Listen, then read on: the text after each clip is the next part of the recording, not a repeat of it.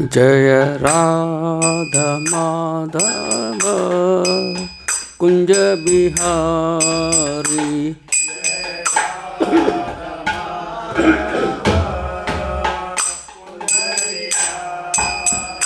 जय राधा माधव कुंज बिहारी।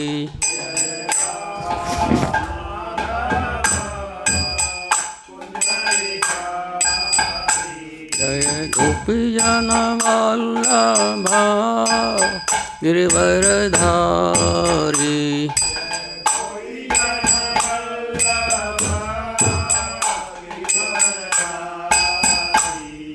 गोपीजन वल्लभ गिरिवरधारी।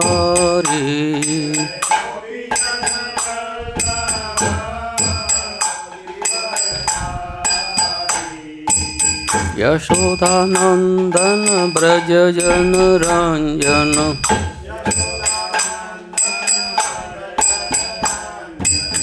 यशोदानंदन ब्रज जन रंजन।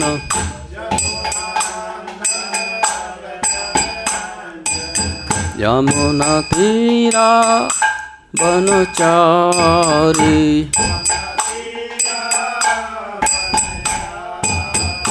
यमुना तीरा वनचारी।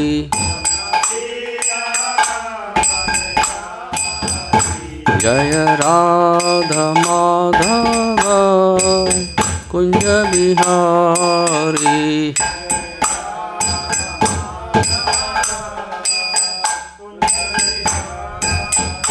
जय गोपीजन वल्लभ गिरिवरधारी।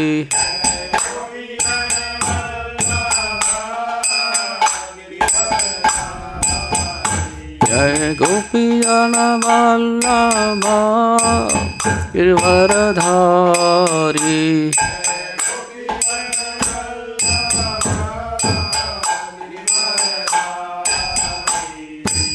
यशोदानंदन ब्रज जन रंजन।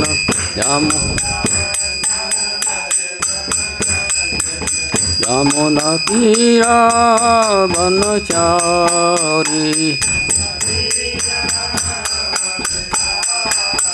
जय राधा माधव कुंज बिहारी।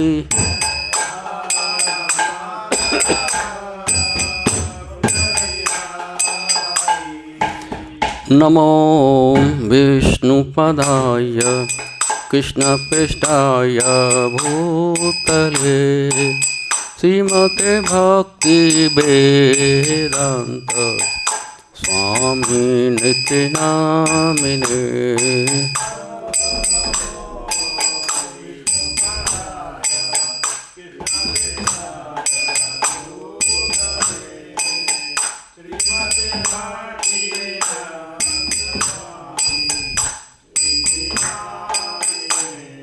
नमस्ते सरस्वती देवी गौरवाणी प्रचारिणे। निर्विशेष शून्य वाली पाश्चात्य दिशतारिणे।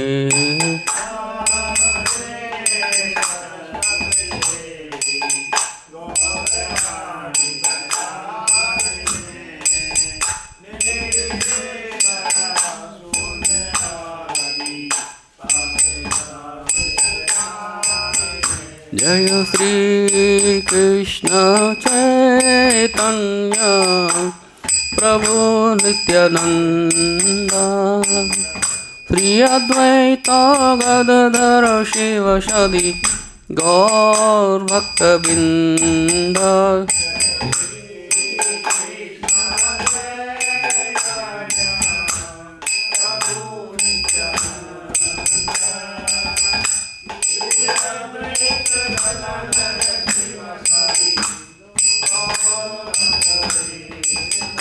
जय श्री कृष्ण चैतन्य प्रभु नित्यानंद। श्री अद्वैत गदाधर शिवसदि गौर भक्तवृंद।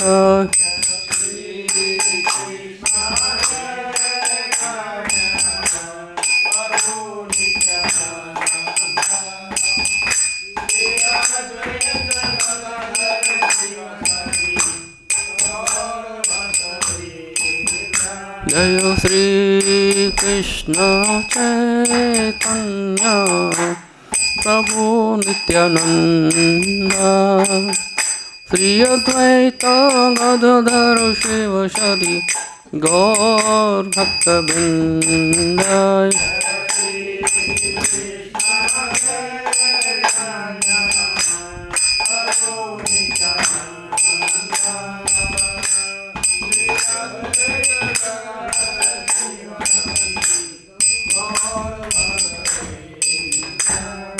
हरे कृष्ण कृष्ण कृष्ण हरे हरे, हरे राम राम राम हरे हरे।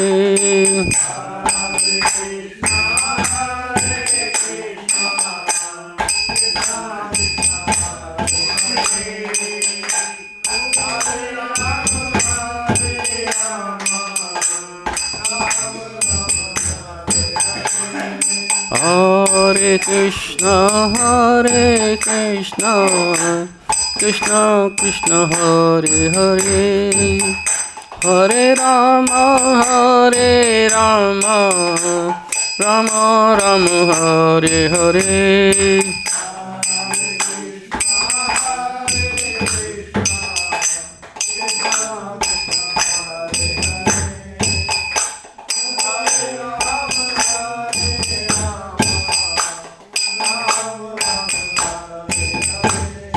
हरे कृष्ण कृष्ण कृष्ण हरे हरे, हरे राम राम राम हरे हरे।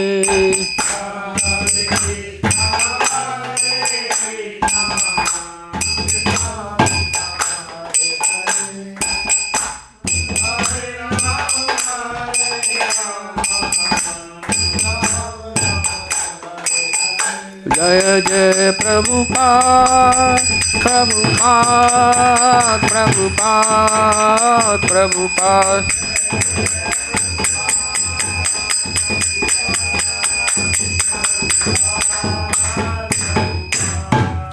जय ओम विष्णुपाद परमहंस परवकटर अष्टोशती डिवाइन ऐसी भक्तों साईं प्रभुपाद की।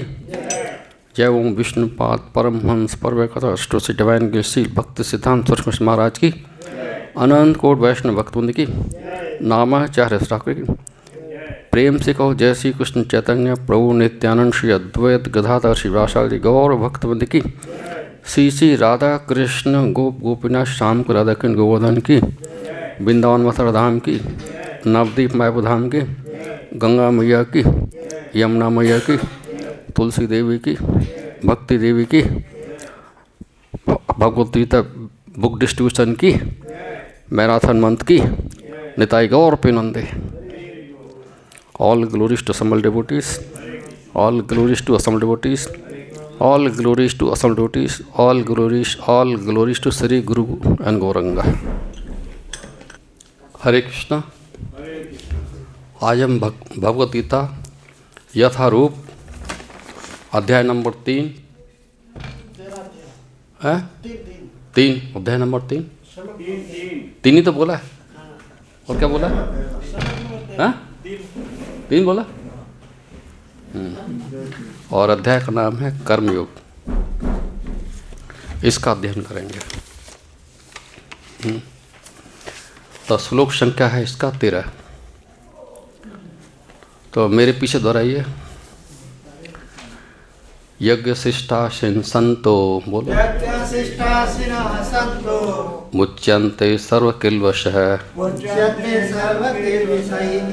भुजन्ते ते तु अघम पापा भुजन्ते ते त्वघं पापा ये पचन्ति आत्मकारणात् ये पचन्ति आत्मकारणात् यज्ञशिष्टाशिनसन्तो यज्ञशिष्टाशिनः सन्तु मुच्यन्ते सर्वकिल्बिषैः मुच्यन्ते सर्वैः भुजन्ते ते तु अधं पापा भुजन्ते ते त्वघं पापा ये पचन्ति आत्मकारणात् ये पचन्ति आत्मकारणात् यज्ञशिष्टाशिनसन्तो यज्ञशिष्टाशिनः सन्तु मुच्यन्ते सर्वकिल्बिषैः मुच्यन्ते सर्वकिल्बिषैः भुज्यन्ते तु अघं पापा भुजन्ते ते त्वघं पापा ये पचन्ति आत्मकारणात् ये पचन्ति आत्मकारणात् यज्ञशिष्टाशिनः सन्तु यज्ञशिष्टाशिनसन्तो मुच्यन्ते सर्वकिल्बिषैः मुच्यन्ते सर्वकिल्बिषैः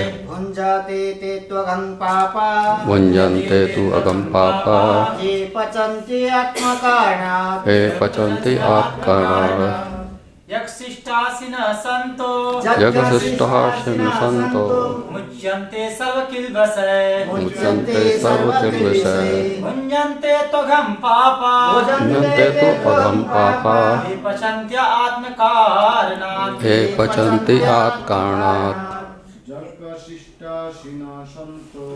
यज्ञशिष्टाशिनसन्तो मुच्यन्ते सर्वकिल्बिषैः भुञ्जन्ते तु अघं पापा ये पचन्ति आत्मकारणात् यज्ञशिष्टाशिनः सन्तु यज्ञशिष्टाशिनसन्तो मुच्यन्ते सर्वकिल्बिषैः मुच्यन्ते सर्वकिल्बिषैः भुजन्ते ते त्वघं पापा भुञ्जन्ते तु अघं पापा पचन्ते आत्मकारणात् ये पचन्ति आत्मकारणात् यज्ञशिष्टाशिनः सन्तो यज्ञशिष्टाशिनसन्तो मुच्यन्ते सर्वकिल्बिषैः मुच्यन्ते सर्वकिल्बिषैः भुञ्जते ते त्वघं पापा भुञ्जन्ते तु अघं पापा ये पचन्ति आत्मकारणात् ये पचन्ति आत्मकारणात्। शब्दार्थ यज्ञशिष्ट यज्ञ संपन्न करने के बाद ग्रहण किए जाने वाले भोजन को यज्ञ संपन्न करने के बाद ग्रहण किए जाने वाले भोजन को आशीन खाने वाले संतः भक्तगण मुच्यन्ते छुटकारा पाते हैं सर्व सभी तरह के किल्बिषैः पापों से भुज्यन्ते भोगते हैं ते वे तू लेकिन अघम घोर पाप पापः पापी जन ये जो पचन्ति भोजन बनाते हैं आत्म कारणात् इंद्रिय सुख के लिए। अर्थ तात्पर्य प्रभुपाद के द्वारा चल प्रभुपाद की भगवान के भक्त सभी प्रकार के पापों से मुक्त हो जाते हैं क्योंकि वे यज्ञ में अर्पित किए भोजन को ही खाते हैं।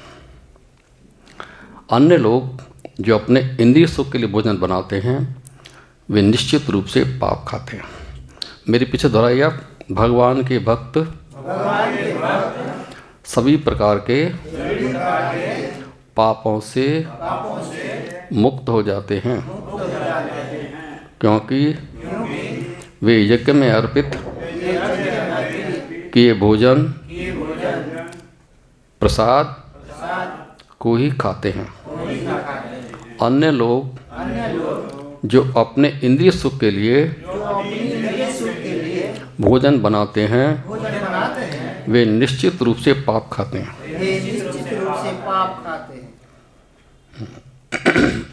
तात्पर्य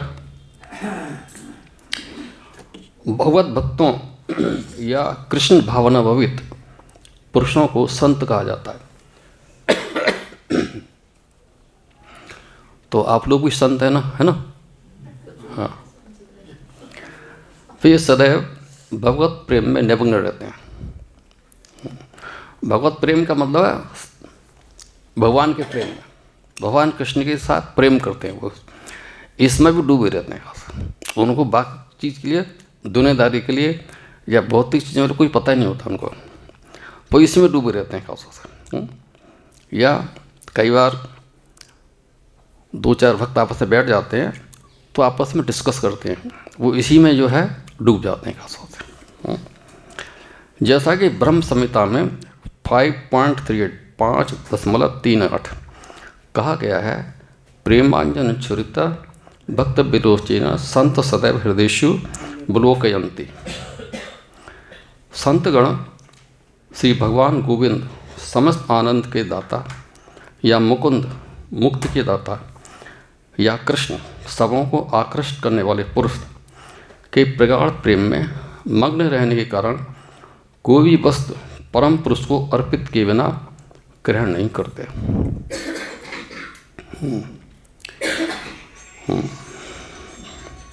फलतः ऐसे भक्त पृथक भक्त साधनों के द्वारा यथा श्रवण, कीर्तन, स्मरण, अर्चन आदि के द्वारा यज्ञ करते रहते हैं, जिससे वे संसार की संपूर्ण पापमय संगत के कलमश से दूर रहते हैं। अन्य लोग जो अपने लिए या इंद्रिय तृप्ति के लिए भोजन बनाते हैं, वे न केवल चोर हैं अपितु सभी प्रकार के पापों को खाने वाले हैं। जो व्यक्ति चोर सब पापी दोनों हो, भला वह किस तरह सुखी रह सकता है? यह संभव नहीं है। अतः सभी प्रकार से सुखी रहने के लिए मनुष्यों को पूर्ण कृष्ण भावनामृत में संकीर्तन यज्ञ करने की सरल वेद बताई जानी चाहिए, अन्यथा संसार में शांत या सुखी नहीं हो सकता, सुखी नहीं हो सकता। तो इसमें शांति का संदेश है। और वो प्रसाद का है। तो इसमें एक लाइन लिखी है, इसमें यह है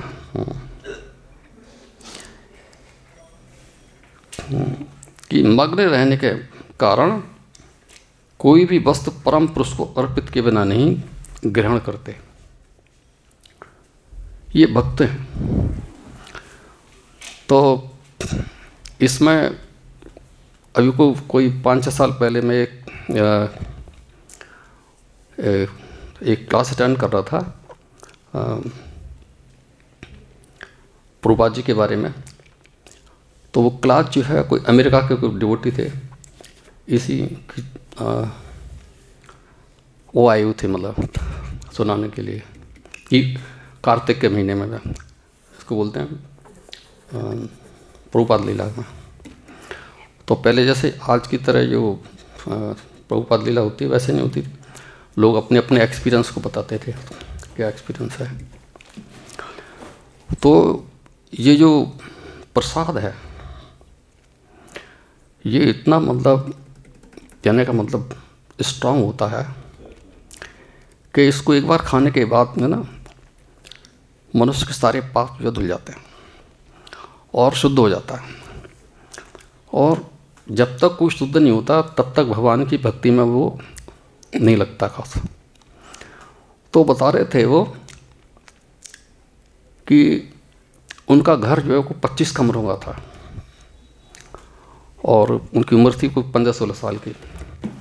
वो शुरू में 65 में प्रभुपाद गए थे तो कुछ 66 में तक प्रभुपाद के संग हो लिए थे। तो जब उनके फादर को पता लगा, मदर तो थी नहीं, उनके फादर था, तो उनके फादर को पता लगा तो लोगों ने उनसे कहा कि भाई तुम्हारा लड़का तुम्हारे से चला गया, अब ये जो है वापस नहीं आएगा। तो उसने जो है क्या किया, उसके पिताजी ने ये किया कि उस लड़के के साथ, बच्चे के साथ, अपने बच्चे के साथ छल कपट आरंभ कर दिया उसने। क्या छल कपट कर दिया कि उसने उसके साथ जो है कोई 8-10 लड़कियां जो है रख दी वहाँ पे, और इसलिए रख दी कि भाई ये यहाँ से निकल नहीं जाए। तो फिर वो कुछ भी नहीं खाता था, मतलब मांस मीट मछली अंडा वगैरह कुछ भी नहीं खाता था, और प्रभुपाद के आने से बिल्कुल छूट गए थे जो है। तो उसने जो है उसके गिलास में जो है पानी की जगह शराब भरना शुरू कर दी, और उसकी सब्जी में जो मीट की तली डालना शुरू कर दिया। तो वो काफ़ी परेशान हो गया, लेकिन उसने वो खाया नहीं उसने। तो उसमें लिखा है कि भगवान के भक्त सिर्फ क्या करते हैं, प्रसादी खाते हैं, इसके अलावा कुछ नहीं खाते वो। देखना, भगवान के भक्त सभी प्रकार के पापों से मुक्त हो जाते हैं, क्योंकि भी यज्ञ में अर्पित किए भोजन प्रसाद को ही खाते हैं, इसको ही खाते हैं। मतलब मनुष्य जो है उसकी जो है तटस्था शक्ति है, जीव जो है भगवान की, या तो उस पर माया कार्य करेगी तो भक्त नहीं बनेगा। अगर उस भगवान का भक्त है 100% तो माया काम नहीं करेगी, उस पर उसका असर नहीं होगा। यही था, वो जो है प्रभुपाद के सानिध्य में पूरा पक्का भक्त था, मतलब उस पर जो है माया का कोई असर नहीं हुआ। वो जो लड़कियां उसके लिए लाई थी, उसके इंद्रिय तृप्ति के लिए, उसने टोटली बिल्कुल एक्सेप्ट नहीं किया। अपने बाप से कुछ कहा भी उसने वो उसको एक्सेप्ट नहीं किया। तो उसने प्रभुपाद जी को शिकायत की थी, उन्होंने कहा मेरे साथ घर में ऐसा हो रहा है। तो ना ठीक है, तो कि मैं अब घर छोड़ना चाहता हूँ। तो उसने घर छोड़ दिया और प्रभुपाद के साथ ही रहता था। मेरा कहने का मतलब उसने ये लिखा है कि जो भक्त होते हैं, शुद्ध भक्त होते हैं, वो चाहे कुछ हो जाए वो सिर्फ प्रसाद ही खाते हैं, इसके अलावा कुछ नहीं खाते। खासों से प्रसाद मिलेगा तो खाएंगे, प्रसाद नहीं मिलेगा तो नहीं खाएंगे। दूसरा, प्रभुपाद जाते थे यहाँ से, उस वक्त की बात है जब शुरू में आए थे, तो यहाँ 3rd क्लास कंपार्टमेंट हुआ करता था, तो अपने भक्तों को ले जाया करते थे। तो प्रभुपाद जो है मंदिर से बनवा के भगवान को अर्पित करके प्रसाद बना के तब साथ में ले जाते थे। ऐसा नहीं ले जाते थे कि चलो टूरिंग पे चल रहे हैं, बाहर कोई खोमचे वाला दुकान हो खुद से ले लेंगे, ऐसा नहीं था। क्योंकि प्रभुपाद जो है और प्रभुपाद के जो शिष्य थे, भक्त थे, वो सब जो शुद्ध भक्त थे खासों से। और इसके फायदे भी हैं, तो इसके फायदे भी इसके जो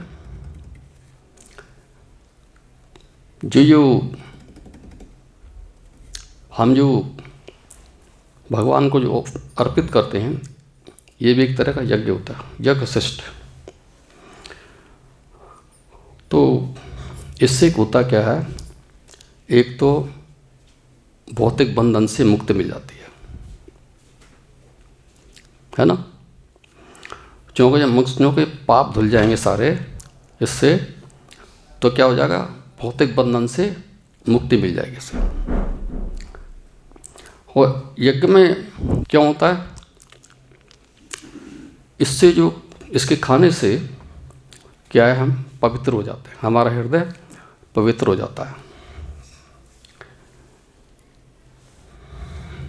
तो इसमें लिखा है आहार शुद्धो शत शुद्धो सत्युत्तो ध्रुवा स्मृति स्मृति लब्धे सब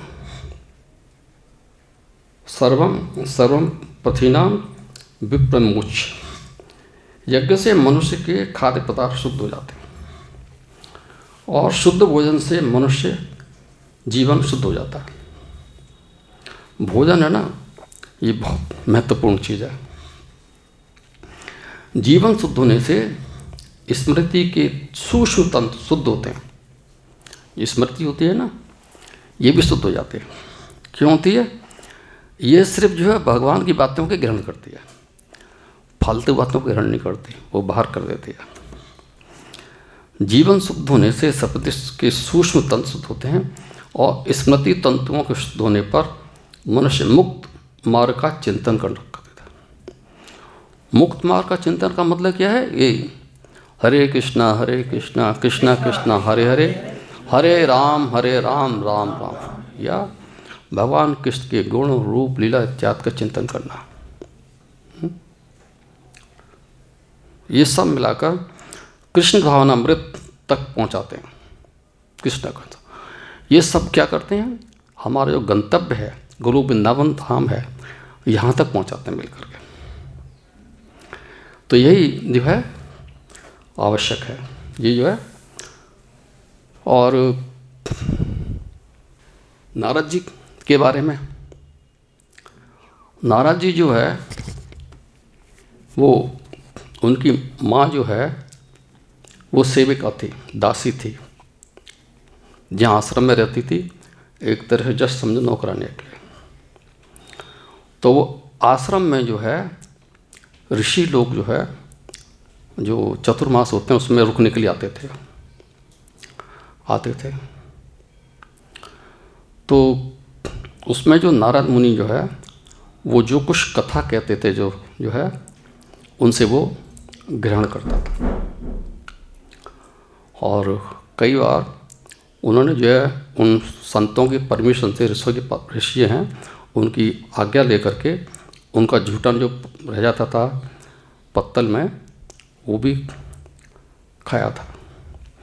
तो उसको खाने से क्या है, उनकी बुद्धि जो है वो शुद्ध हो गई है और उनका शरीर शुद्ध हो गया, और वो क्या हुए, सबसे बड़े भक्त बने भगवान के, नारद जी खासों से।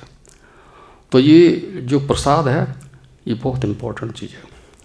हमारे प्रभुपाद जी ने जो है शुरू से ही ये पहले से पहचान लिया था कि जब भी कोई कार्यक्रम हो तो वहाँ पर प्रसाद जरूर होना चाहिए। आज हमारे जितने भी ये हमारे वृंदावन में, बाकी का तो मेरे को नहीं पता, वृंदावन में यहाँ पे फ्री प्रसाद डिस्ट्रीब्यूशन होता है। क्यों होता है?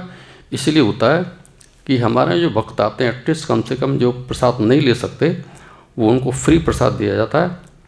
अब तो सबको मिलता है, तो इससे क्या है, उनका हृदय जो है निर्मल हो जाता है, उनकी बुद्धि निर्मल हो जाती है खास, और भक्ति में अग्रसर होते हैं खास से। क्यों? कभी ना कभी तो वो सोचते ही हैं कि हमें कौन दे रहा है ये, तो ये बहुत ज़रूरी है खास से। तो ये प्रसाद का ये बहुत असर है खास तौर से। तो ये यज्ञ क्या चीज़ है जी? ये क्या है यज्ञ? तो यज्ञ क्या है? जो भी कार्य या क्रियाएं भगवान के प्रसन्न करने के लिए होती हैं, उसको क्या बोलते हैं? यज्ञ बोलते हैं।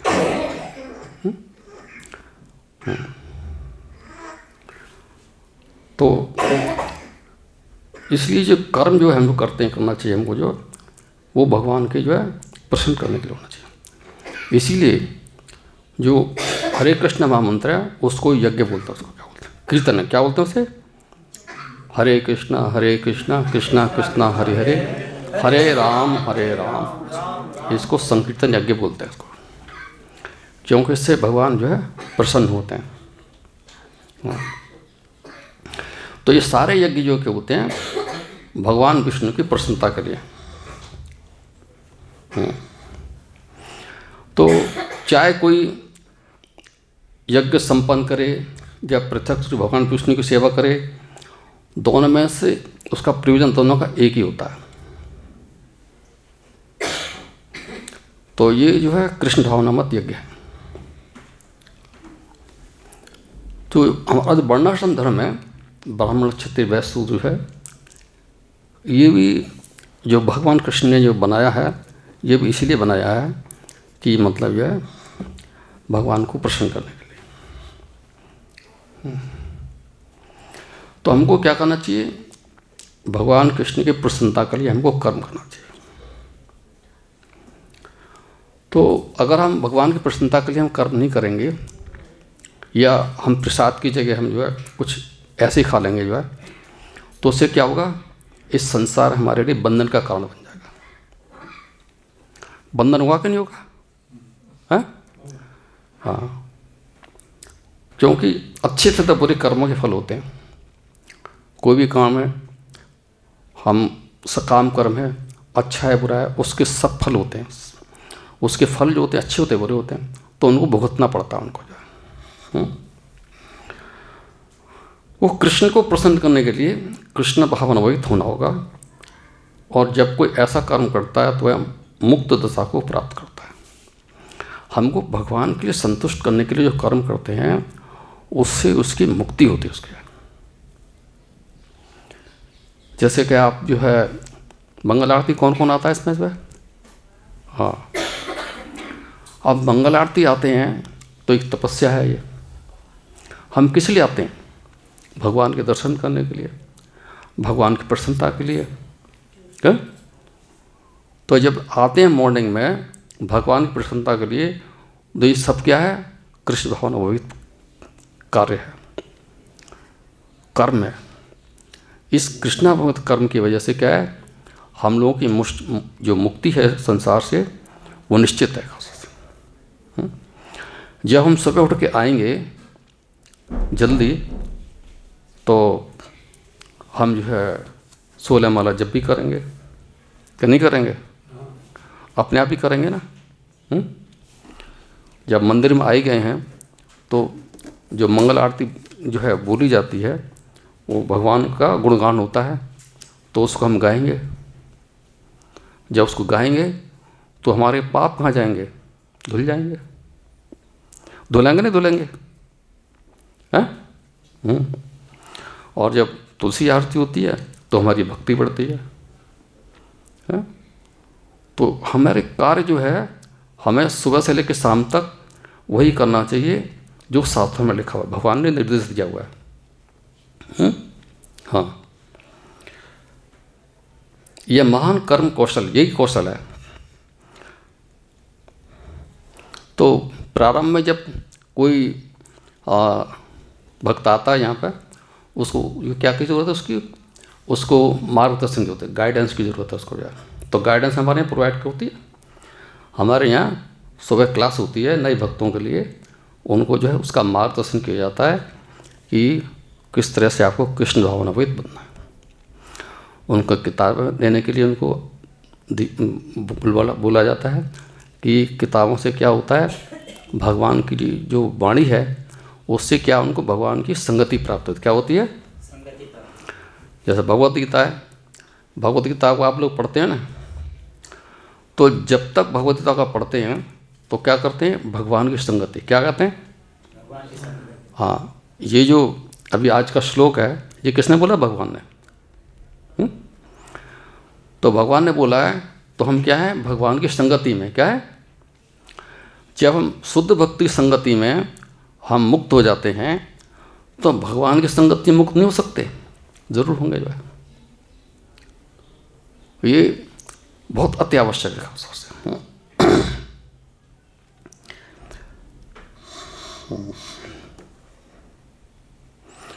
तो शुरू में क्या होता है? भगवत भक्त के जो निर्देशन में हमको जो है रहना पड़ता है। तो अर्जुन है ना, अर्जुन को भी क्या है? युद्ध करने का अवसर मिला। तो किसके निर्देशन में था वो? भगवान के निर्देशन में था। अर्जुन तो युद्ध नहीं करना चाहता था, लेकिन जब उसने कहा कि मैं आपको अपना गुरु चयन करता हूँ, आप मुझे उपदेश दीजिए, मेरे को क्या करना क्या नहीं करना है, मुझे नहीं पता कि मेरे लिए क्या अच्छा है क्या बुरा है। तो भगवान ने फिर ये भगवद गीता को उपदेश दिया।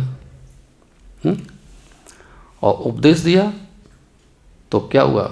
युद्ध स्टार्ट हुआ भगवान के जो है निर्देशन में। और जैसे जैसे भगवान ने कहा अर्जुन ने वैसे ही किया, और जीत फिर पांडवों की हुई।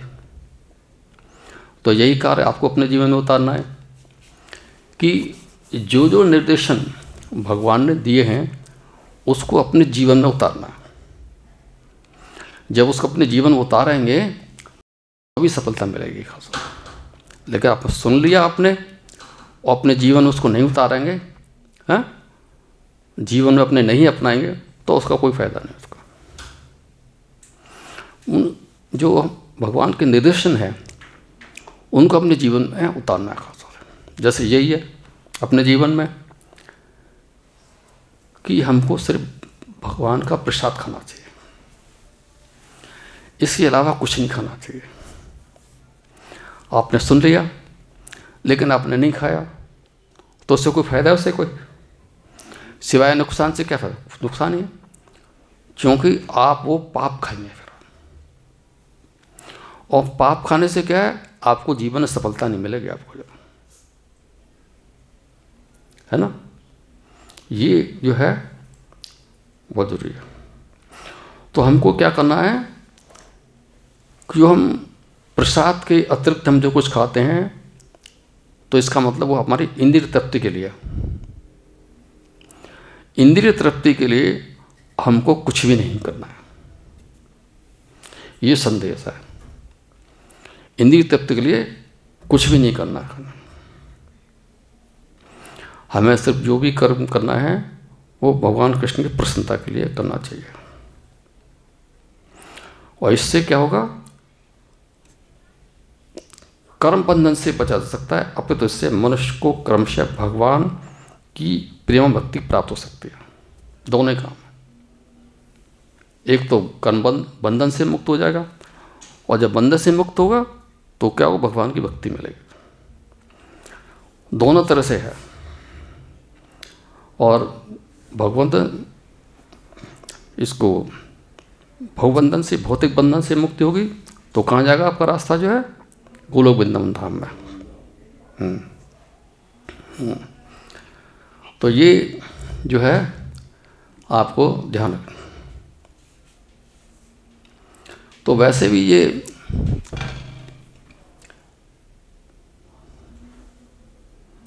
तो जो यज्ञ के स्वामी हैं वो भगवान कृष्ण है, वो स्वामी या विष्णु है। तो ये जो मतलब यज्ञ है, या कहना चाहिए मतलब संकीर्तन यज्ञ है, या ये हम लोग प्रसाद ऑफर करते हैं, ऐसे यज्ञ है। तो ये सब क्या है, ये भगवत धाम वापस जाने को सब सर है। ये एक तरीका है खास से, इससे क्योंकि सृष्टि में सारे जीव जो क्या है वो बद्ध है। बद्ध का मतलब है बंधे हुए हैं, लेकिन जो एक दूसरे की हेल्प नहीं कर सकते। लेकिन जो बंधा हुआ नहीं है वो ही आपकी हेल्प कर सकता है।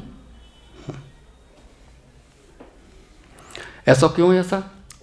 ऐसा इसलिए है कि मनुष्य का संबंध जो है, जीव का संबंध जो है क्या है, वो भगवान से होता है। और मनुष्य ने अपना संबंध जो है भगवान के साथ बुला दिया। और संबंध क्या है हमारा संबंध है भगवान का, कि हम भगवान के क्या है, सर्वेंट हैं, सेवक हैं, और भगवान हमारे स्वामी।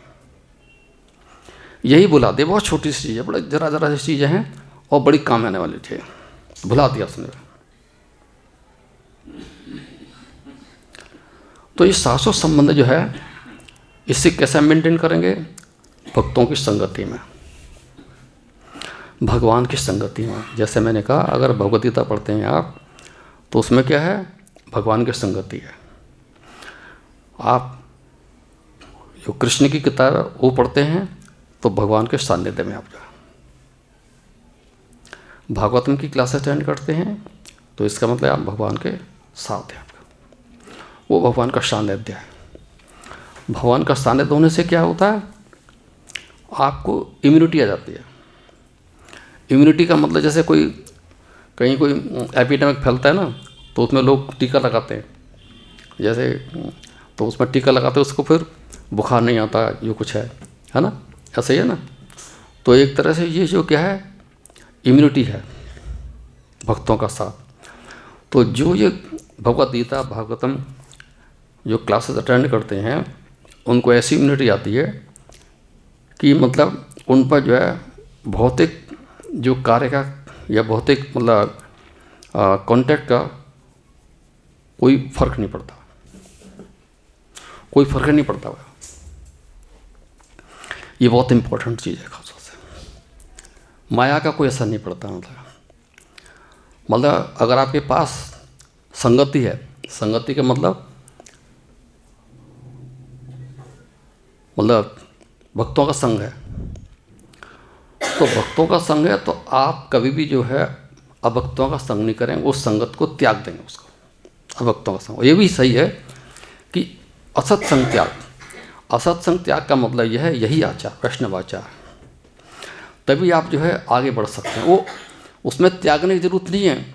जब आप भक्तों का संग करते हैं तो उसके पास टाइम तो उतना ही है, या तो अपने समय को जो है भक्तों के संग में दे, या अपना संग जो है अभक्तों को दे। तो अगर भक्तों के संग में रहता है तो अभक्तों का त्याग तो अपने आप ऑटोमेटिक वैसे ही हो जाता है, उसमें करने की जरूरत ही नहीं उसमें है। तो हमको क्या है, भक्तों का संग करना है। भक्तों का संगत से ही हमको जो है सारे गुण प्राप्त होते हैं। और क्या है, हम जो भगवत गीता है, भागवतम, जो क्लास अटेंड करते हैं, भक्तों के साथ रहते हैं, तो हम भगवान को जानने के लिए करते हैं, भगवान का स्वरूप क्या है। तो भक्तों के जो है क्या है, स्वामी कौन है, भगवान विष्णु, भगवान कृष्ण।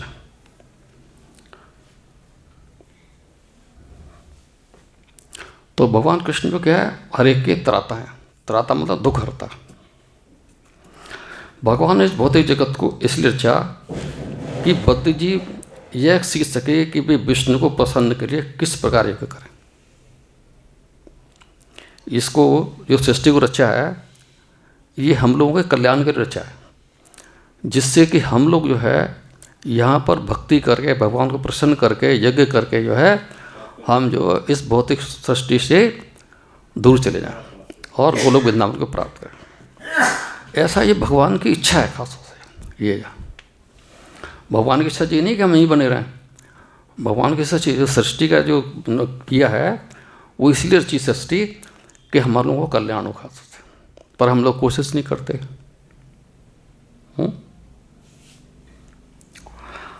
जिससे क्या है, हम जो है भगवान को, विष्णु को प्रसन्न करने के लिए हम जो है यज्ञ करें और इस जगत में चिंता रहकर सुखपूर्वक रह सकें।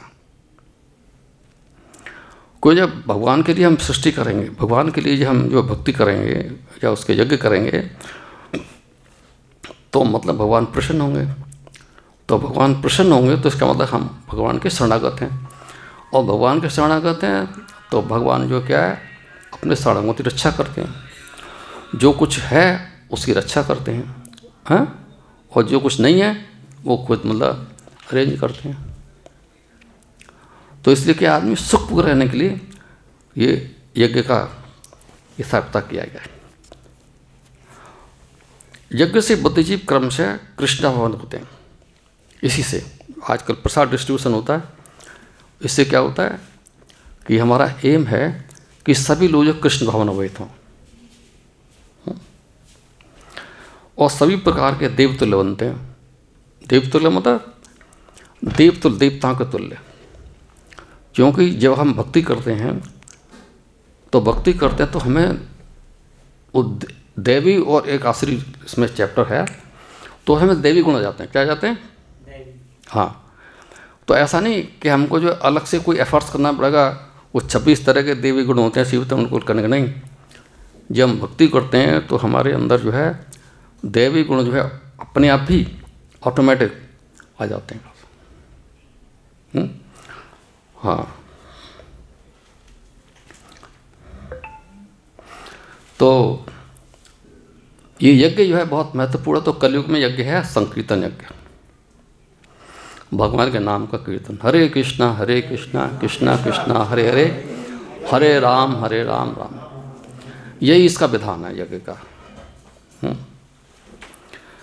दिव्य विधि का प्रवर्तन चैतन्य महाअवतार इस युग में समस्त लोगों के उद्धार के लिए किया गया, समस्त लोगों के लिए।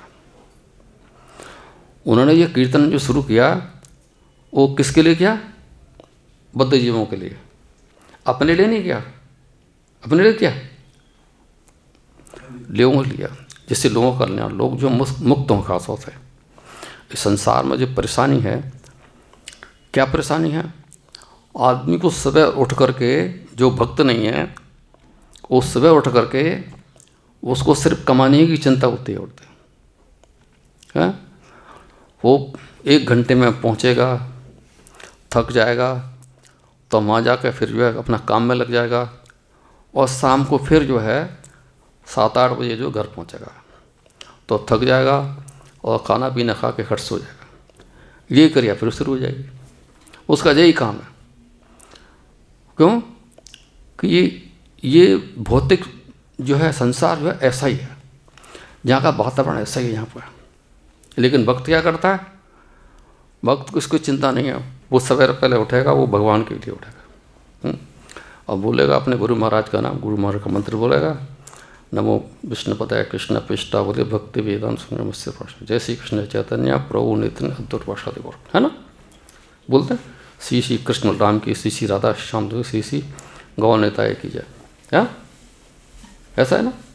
हाँ, और तब फिर अपना सीधा अपने मंदिर की ओर। मंदिर को जाने में क्या है कि जब भी हम अपने घर से निकलते हैं तो क्या करते हैं? नरसिंह आरती बोलते हैं, जिससे रास्ते में भगवान हमको सुरक्षा प्रदान करें। जब भगवान रास्ते में सुरक्षा प्रदान करेंगे, हमारी सभी बातों का ध्यान रखेंगे, तो हम क्या करेंगे? सुखी होंगे, है ना। अगर तुम इस सबको माइनस कर दो तो क्या होगा? सब परेशान खड़े होंगे। अभी आपने जो सुना है, अगर इसमें से अपने जीवनों से निकाल दो तो क्या होगा? तुमको दिमाग खराब हो जाएगा। ये पॉसिबल नहीं है, क्योंकि भक्तों के लिए संभव नहीं, बिल्कुल संभव नहीं है। तो कलयुग में वैदिक शास्त्रों ने संकीर्तन यज्ञ, भगवान के नाम का कीर्तन का विधान किया है। और ये कीर्तन कैसा है? ये दिव्य है। तो इस कीर्तन का प्रवर्तन चैतन्य महाप्रभु द्वारा इस युग के समस्त लोगों के उद्धार के लिए किया गया। संकीर्तन यज्ञ तथा कृष्ण और में अच्छा तालमेल है। इस कलयुग में जो लोग पर्याप्त बुद्धिमान हैं, वे भगवान की उनके पार्श्व से संकीर्तन यज्ञ द्वारा पूजा करते हैं। करते नहीं करते उनके पार्श्व, जय श्री कृष्ण चैतन्य प्रभु नित्यानंद श्री अद्वैत गदाधर वासुदेव गौर भक्त, क्या करते हैं? 3 बार उनके पार्श्व से करते ना, करते हैं। हाँ, सवेरे मंगल आरती में करते हैं, फिर वहाँ प्रभुपाद समाधि मंदिर में वहाँ आरती होती है तब करते हैं, इवनिंग आरती होती है, दोपहर को आरती होती है, सब जगह क्या है? उनके पास में पूजा करते हैं। तो क्या है, वेदों में जो है और सारे मतलब यज्ञ हैं, बहुत सारे। लेकिन इस कलयुग में क्या है, वो यज्ञ जो है क्या है, बड़े कॉस्टली है, और इस ऐसे यज्ञों को पूरा करवाना मुश्किल है, संभव नहीं खासों से। तो प्रहलाद महाराज ने कहा है, सर्वम कीर्तनम विष्णु स्मरण पाद सेवनम अर्चनम वंदनम दास्यम साख्यम आत्मनिवेदनम। तो ये क्या है, कीर्तन की जो है 9 विधियाँ हैं। तो इससे क्या होता है, भगवान विष्णु की दिव्य पवित्र नाम का कीर्तन होता है। रूप, साफ सामान, लीलाओं के विषय में सुनना, कीर्तन करना, उनका स्मरण करना, भगवान के चरण कमलों की सेवा करना, षोडशोपचार विधि द्वारा भगवान की सादर पूजा करना, भगवान से प्रार्थना करना, उनका दास बनना, भगवान को सर्वश्रेष्ठ मित्र रूप में मानना तथा उन्हें अपना सर्वस्व न्यौछावर करना, मनसा वाचा कर्मणा से सेवा करना। शुद्ध भक्त की ये 9 विधियाँ स्वीकार की गई। जिस किसी ने इन 9 विधियों द्वारा कृष्ण की सेवा में अपना जीवन अर्पित कर दिया, उसे ही सार्वत्रिक विद्वान व्यक्ति मानना चाहिए, क्योंकि उसने पूर्ण ज्ञान प्राप्त कर लिया है। जो व्यक्ति जो है भगवान से संबंधित जो बातें हैं उनको ग्रहण करता है, उसी को बुद्धिमान बोलते हैं। जिसका संबंध भगवान से होता है वही बुद्धिमान है, और जिसका संबंध भगवान से नहीं है वो बुद्धिमान नहीं है, वो ऐसे ही मामूली। तो ये बहुत ज़रूरी खास होते हैं। तो अभी 2 मिनट रह गए हैं, मैं यहाँ बंद करता हूँ। अगर आपका कोई प्रश्न है तो बता दीजिए। ये जैसे प्रसाद के विषय में बताएं, प्रसाद के विषय में। हाँ, कभी कभी क्या होता है कि कोई अभक्त जो है प्रसाद तो भोग नहीं अर्पण करते हैं, लेकिन कोई आयोजन करते हैं तो उसमें डिवोटियों को बुलाते हैं, लेकिन वो ऑफर करते हैं भगवान को उस दिन। तो उस दिन केवल ऑफर करते हैं, बाकी दिन ऑफर नहीं करते हैं। तो क्या उस दिन प्रसाद खाना चाहिए? जैसे कोई उनके यहाँ बर्थडे हो गया, ऐसा है कि किसी भी तरह से कि वहाँ भी मतलब जो किसी का कार्यक्रम होता है वो किसी भक्त द्वारा ही ऑफर होता है, खाना क्यों नहीं चाहिए? प्रसाद है ना, वो बाकी दिन नहीं खाता कोई बात नहीं है, लेकिन अगर सपोज को हमारे जो है अनुसार, जैसे मांस मीट मछली अंडा वगैरह उसमें नहीं है, शराब वगैरह नहीं है, कुछ भी नहीं है, तो सिंपल भोजन है और उसको भगवान को अर्पित करता है, तो इसमें कोई हर्ज नहीं। इसमें कोई क्यों हर्ज? इसके अंदर कोई हर्ज नहीं है। वो तो जो हमारे भक्त जाते इसीलिए हैं कि अभक्तों को भक्त बनाने के लिए, आज नहीं तो कल बनेगा ही बनेगा। जो भक्त जो है उनके प्रोग्राम में जाते हैं, इसलिए जाते हैं कि उनका कल्याण करने के लिए है, उनका संग देने के लिए। अगर हम ऐसा नहीं करेंगे तो हम जो है अपनी गलती के भागी होंगे, समझिए। हरे कृष्णा। और Hare Krishna. Thank you very much.